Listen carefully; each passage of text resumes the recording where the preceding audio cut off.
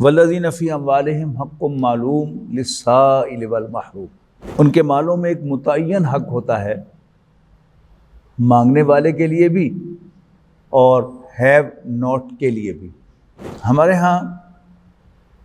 عام طور پر اول تو جو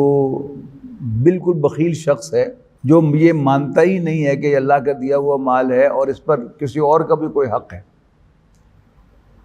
وہ کسی کو کچھ دے کر کوئی دنیاوی منفعت حاصل کرنا چاہتا ہے،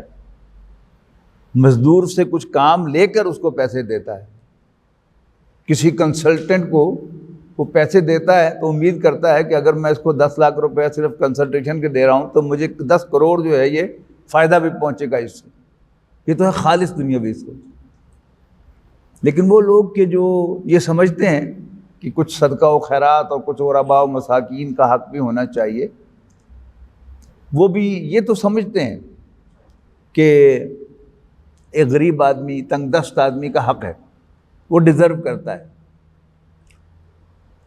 لیکن وہ بھی ہر مانگنے والے کو حقدار نہیں سمجھتے۔ اللہ تعالیٰ کہہ رہا ہے کہ سائل کا حق ہے، لیکن ہمارے خیال میں ہم کیا کہتے ہیں؟ منگن والا حقدار ہوئے تو انہیں دینا چاہیے تھا نا۔ اب حقدار کا فیصلہ ہم کر رہے ہیں،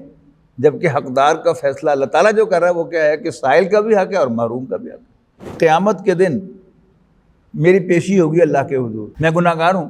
اب عدل و انصاف کا تقاضا کیا ہے کہ if I am guilty I should be punished، لیکن میں اللہ تعالیٰ سے معافی کی درخواست کرتا ہوں کہ یا اللہ میں نے معاف کر دیا۔ کیا میں ڈیزرو کرتا ہوں کہ مجھے معاف کیا جائے؟ سب کہتے ہیں نہیں، ڈیزرو تو نہیں کرتا انسان۔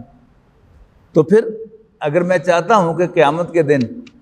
مجھے معاف کر دیا جائے جبکہ میں گلٹی ہوں گا، تو پھر اللہ تعالیٰ کے اس فیصلے کو بھی تسلیم کر لیں کہ سائل کو نہ چاہتے ہوئے بھی دے دیں۔ اور ویسے بھی کسی ایسے شخص کو دینا جس کو دینے کو جی نہ چاہتا ہو، صرف اللہ کا حکم سمجھ کر، اس سے انسان کا جو تزکیہ ہوتا ہے وہ شاید دن رات کی ضربیں لگانے سے نہیں ہوتا۔ ایک تو انسان اس بات کو تسلیم کر لیتا ہے کہ یہ مال میرا نہیں ہے، اللہ نے دیا ہے، اور جس نے دیا ہے وہی کہہ رہا ہے کہ اس کو دے دو۔ یعنی صرف اگر ایک نقطہ ہی سمجھ میں آ جائے کہ یہ مال میرا نہیں ہے،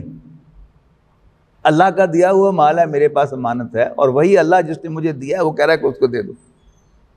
تو انسان کو بڑی آسانی ہو جاتی ہے۔ اور اگر انسان اس مال کو اپنا سمجھ بیٹھے،